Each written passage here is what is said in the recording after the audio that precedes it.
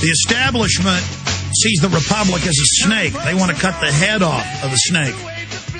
But in each of us, in each of our hearts, lives the spirit of 1776 and true liberty and virtue and freedom against tyranny. So activate. Get involved in the info war today. Spread the word. We outnumber the enemy 1,000 to 1. But if we stand here idle, we will lose. There's a shot of the Gadsden flag, the Gadsden flag T-shirt we have available that has the Thomas Jefferson quote on the back about the tree of liberty must be refreshed from time to time with the blood of patriots and tyrants. The famous yellow flag with the snake on it. The Marine Corps was the first to use it in South Carolina while engaging British ships, in some cases 10 to 1. It's now demonized by the Department of Homeland Security as a symbol of terrorism.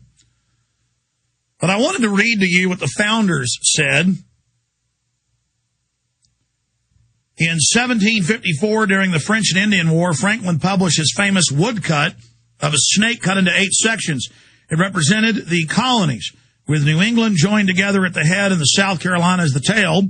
Following their order along the coast, under the snake, the message was join or die. And for PrisonPlanet.tv viewers, this was then used early on in the Revolutionary War. So that's when the rattlesnake was first seen. Then it was picked up in 1776 by the Marines, by the Marine Corps. And writing then, as the American Revolution grew closer, the snake began to see more use as a symbol for the colonies. It's the true symbol of America.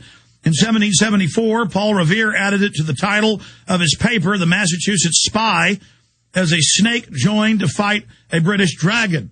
In December of 1775, Benjamin Franklin published an essay in the Pennsylvania Journal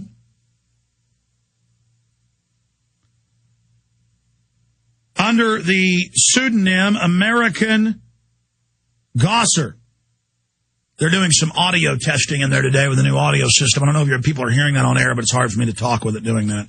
I'm going to start over now. Try as hard as I can here. As the American Revolution grew closer, the snake began to see more and more use as a symbol of the colonies. In 1774, Paul Revere added it to the title of his paper, The Massachusetts Spy, as a snake joined to fight a British dragon.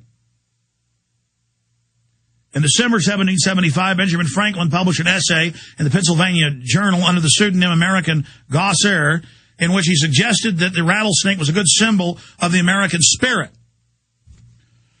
This is Benjamin Franklin, now known as a terrorist by Homeland Security, literally. I have him on video being demonized by Homeland Security. FEMA. I recollect that her eyes excelled in brightness that of any other animal, and that she has no eyelids. She may therefore be esteemed as an emblem of vigilance. See, eternally awake. She never begins an attack. So this describes us. This describes me. This describes my spirit.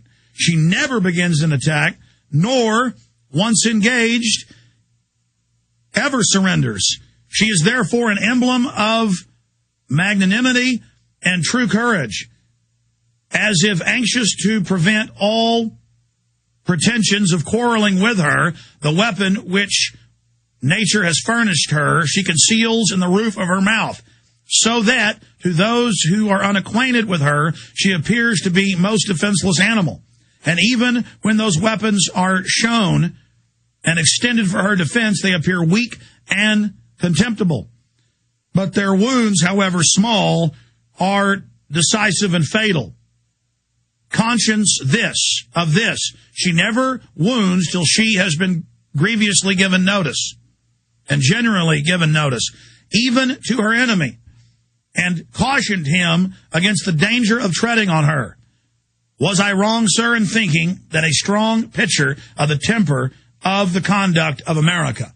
And that's what the Gadsden flag is for all you sickening, degenerate traitors. I was wearing one out in L.A., and people were shrinking in fear because I guess they'd seen it on the news and asking what it was and ooh, what's the shirt?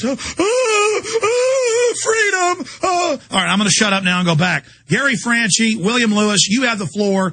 Your points about your new film, Camp FEMA. You know, the film itself, Alex, there's a segment on there, Chuck Baldwin talking about the MIAC report. Okay, I'm standing there, I'm listening to Chuck. You know, this is we're getting his feedback on being labeled a practical terrorist. You know, that's in the film. You know, I sat down with an internment camp survivor for 60 minutes as he shared his heart-wrenching story of how he had to only gather up what he could carry with his bare hands and bring into the camp. An American citizen. Okay, you know, that's in the film. You know, the evidence is there. You know, the pictures are there. It's all there, Alex, and it's terrifying, but it's true. And the American people need to see it. Anyway, William, take the floor, please. I can't take it. Yeah, I think beyond all the legislation that we're talking about and the mindset and the documentation that we show that are, you know, Senate oversight committee hearings and things that, you know, you can't disprove, all these, you know, besides all of this evidence that we've gathered up, there's one thing we haven't talked about, and that's the 2010 census, which is coming up this next year.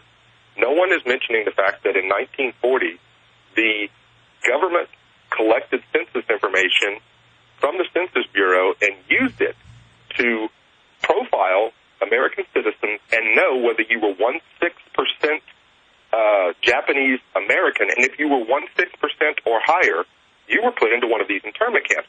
So they used census information to know who they wanted to lock up. We've got a 28-page 2010 census coming out this next year, and if you don't answer the questions on it, they say they're going to fine you up to $5,000 for not answering those questions. They've got census takers that are going to have GPS trackers that are going to go door to door within 40 feet of your front door. They're going to take a picture. It's going to send it up to a satellite. They're going to have GPS coordinates to every single front door in America. So they're going to know what you think, exactly where you live. And now we've got legislation showing that people who think the way we do are a danger and a threat to society. So what's the next step? Well, we're looking at it. It's the legislation. It's these things. It's these camps that they're setting up.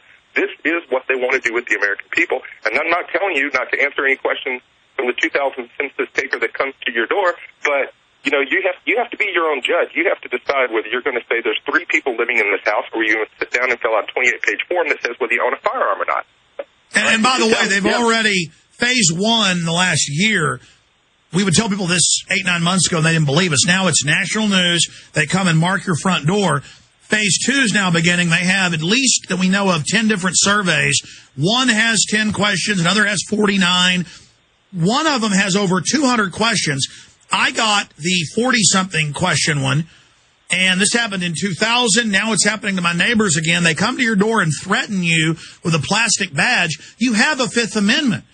Gary Franchi, you want to tell folks what the Fifth Amendment is?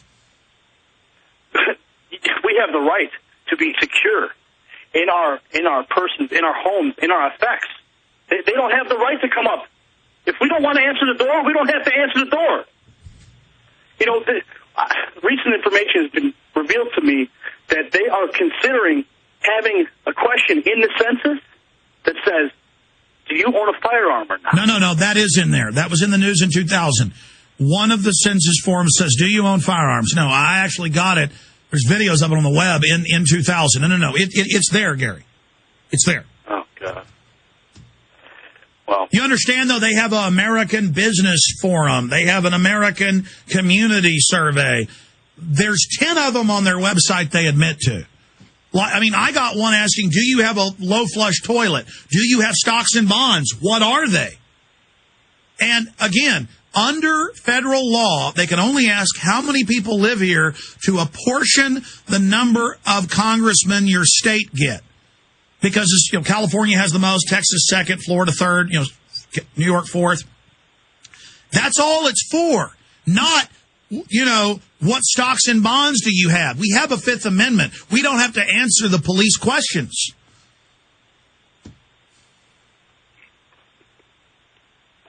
It's time. The American people need to rise up. They are rising up. People are going to town hall meetings all across the country. There's a town hall meeting in Skokie. Jan Schakowsky. Everyone, if you're in the Chicago area, go out there and give her hell. We're not going to take this socialist agenda coming down from on high. We are going to preserve and protect the United States of America. Stand up now. Gary, you were telling me during a break about how Remember in Texas, they said the Lloyd Doggett thing was fake, and then now they have to admit it's not fake. The citizens are mad at the congressman and how they threw the first few women and men out, but then that made everybody else come out. Just like they were trying to arrest people putting up the Obama posters, but now they've had to back off. They realize that we run this country, and if we'll just exercise it, it's over. Gary Franchi, William Lewis. Comments, then we're going to calls.